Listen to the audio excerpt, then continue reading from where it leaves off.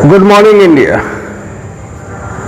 आज के सवाल, मैं मेहनत करता हूं पर सफलता नहीं मिलता है जितना मैं मेहनत करता हूं। बहुत अच्छा सवाल है। हर कोई को एक समान सफलता नहीं मिलता है, ये बात भी सत्य है। पर इसमें कुछ किया नहीं जा सकता है। महाभारत में कुरुक्षेत्र में भगवान श्री कृष्ण ने स्वयं बोले कि कर्म तुम्हारे हाथ में है पर फल तुम्हारे हाथ में नहीं है। तुम कर्म कर सकते हो पर फल डिसाइड नहीं कर सकते हो। अर्जुन को समझाते हुए बोले कि हो सकते हैं कि तुम इस युद्ध में वीर गति को प्राप्त हो जाओ, पर उसमें भी तेरा जय जयकार होगा क्योंकि तू क्षत्रिय है। और अगर तू जीते तो उसमें भी तेरा जय जयकार होगा, पर अगर युद्ध से भागे तो तेरी चारों तरफ निंदा होगी।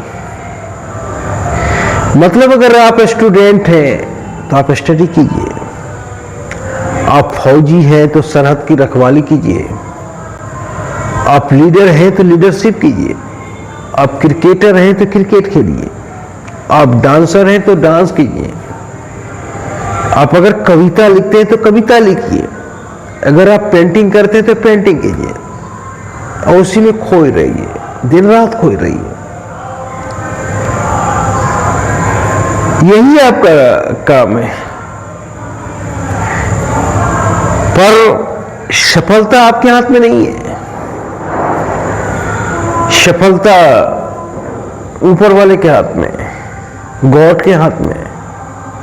किसी को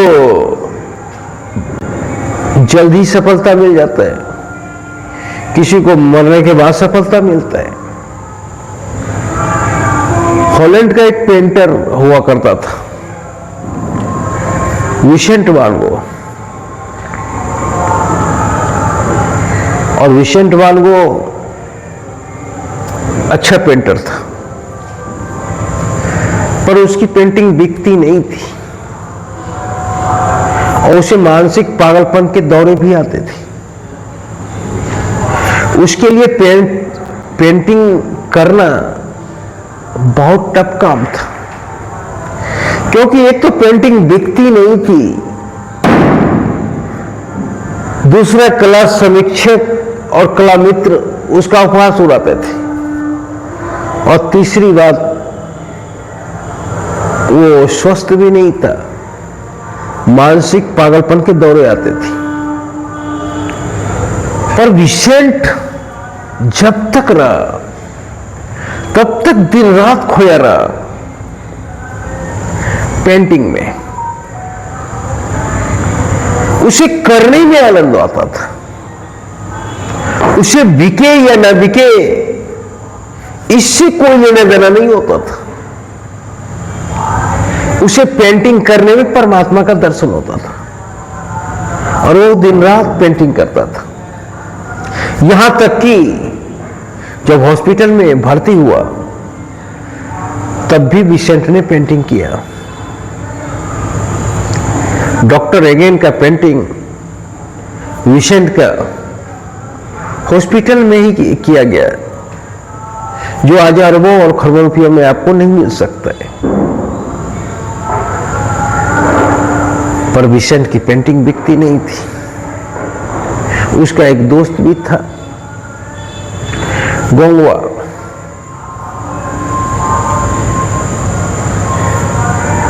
अच्छा पढ़ता था विसेंट और गोंगवा, पर विसेंट का पागलपन के दौरे आते थे।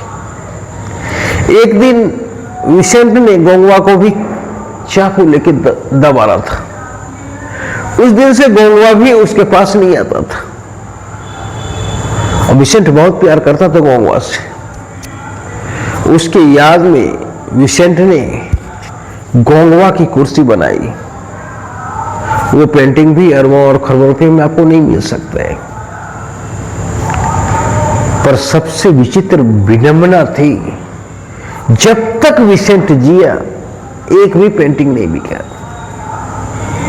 और विसेंट एक दिन गेहूं के खेत में पेंटिंग कर रहा था कौवा, तो मन नहीं लग रहा था विसेंट को।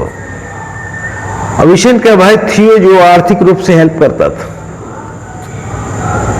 पूर्णतः विसेंट अगर पेंटिंग कर रहा था तो थियो के बदौलत ही कर रहा था, क्योंकि विसेंट का पेंटिंग बिकता नहीं था।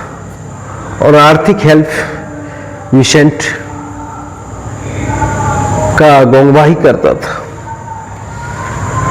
तो एक दिन परेशान विसेंट गेहूं के खेत में पेंटिंग कर रहा था, उसे मन नहीं लग रहा था। और उसने कलर फेंक के घर चला आया। गोंगवा पूछा कि विसेंट क्या बनाया? बोला आज भाई मन नहीं लग रहा था। गोंगवा दौड़ गया कैनवास के पास और देखा कितना लाजवाब कलाकृति है। जो वो विसेंट ने कलर फेंका था उससे कौवा बन गया था। गोंगवा दौड़ आया, बोला विसेंट आज तूने कमाल की कलाकृति बनाई, गेहूं के खेत में कौवा। विसेंट भी आश्चर्यचकित था। और विसेंट ने देखा तो सही में पाया गेहूं के खेत में कौवा। पर क्या हुआ नहीं हुआ, दूसरे रोज विसेंट ने वहीं पे अपनी जिंदगी को समाप्त कर दिया। विसेंट को पिस्टल आर्टिस्ट भी बोला जाता है। हर हमेशा एक पिस्टल रखते थे। उसी पिस्टल से विसेंट ने अपनी जिंदगी को समाप्त कर दिया। पर विसेंट जब तक जिया तब तक पेंटिंग के साथ जिया। विषम परिस्थिति में भी पेंटिंग किया, जो विसेंट के लिए संभव नहीं था, असंभव काम किया। और जिसके बदौलत आज विसेंट को जानते थे। मात्र 35 वर्ष की आयु में विसेंट ने अपने आप को खत्म किया। और 4 साल बाद उनकी एक कलाकृति सनफ्लावर बिकता है और विसेंट रातों रात पेंटिंग की दुनिया में स्टार बन जाता है। तो काम करते जाइए, सफलता और असफलता के चक्कर में मत पड़िए। क्योंकि अगर मैं भी सफलता और असफलता के चक्कर में पड़ूं तो कल से आप मुझे नहीं देखेंगे। क्योंकि अभी जो वीडियो बना रहा हूं, किसी वीडियो में 500 व्यू आएगा, किसी में 1000 व्यू आएगा और कोई सफलता नहीं। फिर भी मैं डटा हुआ हूं। मेरा कर्म है वीडियो बनाना, इसलिए मैं बना रहा हूं। इसमें मुझे मन लगता है, इसलिए मैं बना रहा हूं। और प्रभु को जब देना होगा तब देगा, या ना देना होगा तो भी चलेगा। पर चूंकि मैं वीडियो बनाता हूं, इसलिए मेरा कर्म हो गया वीडियो बनाना। तो जो कर्म है उसमें आप डटे रहिए। यही गुरु बात है। अब कोई बच्चा होता है, एक ही अटेम्प्ट में आईएएस बन जाता है। कोई बच्चा होता है 4-5 अटेम्प्ट के बाद भी आईएएस नहीं बन पाता है। पर जो बच्चा हार जाता है, फील्ड छोड़ देता है,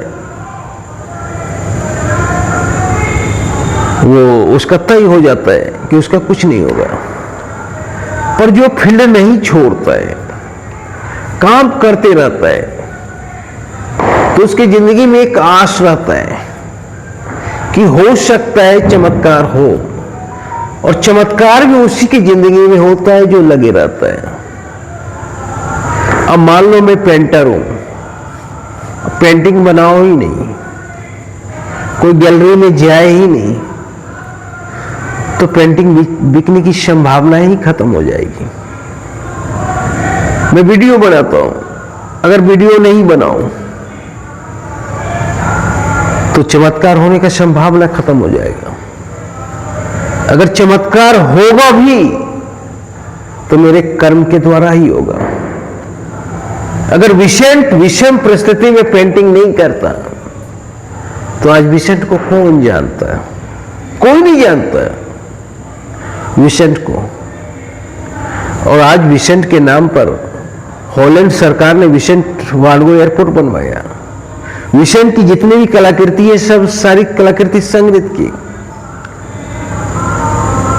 तो बात वही है, कर्म हमारे हाथ में है, फल हमारे हाथ में नहीं है।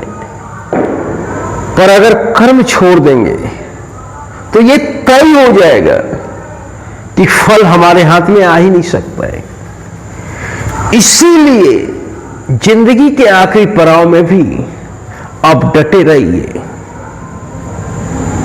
आपके जाने के बाद भी लोग आपको याद करेंगे अगर आप कर्म कीजिएगा तो।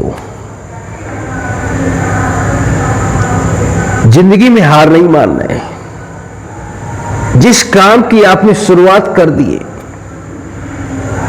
वो काम आप जिंदगी भर करते रहिए और एक दिन देखिएगा कि सफलता आपके दरवाजे पे आके खड़ी होगी। मैं ये 100% बात कहता हूं। जिस काम की आपने शुरुआत की है उस काम को आप नहीं छोड़िए। एक न एक दिन वो काम आपको पकड़ लेगा और आपसे चिपक जाएगा। उसी काम के बदौलत आपका नाम होगा। आप हौसला ना हारे। आप जिस भी फील्ड में लगे रहें, सफलता मिले या ना मिले, आप काम करते जाइए। जय हिंद।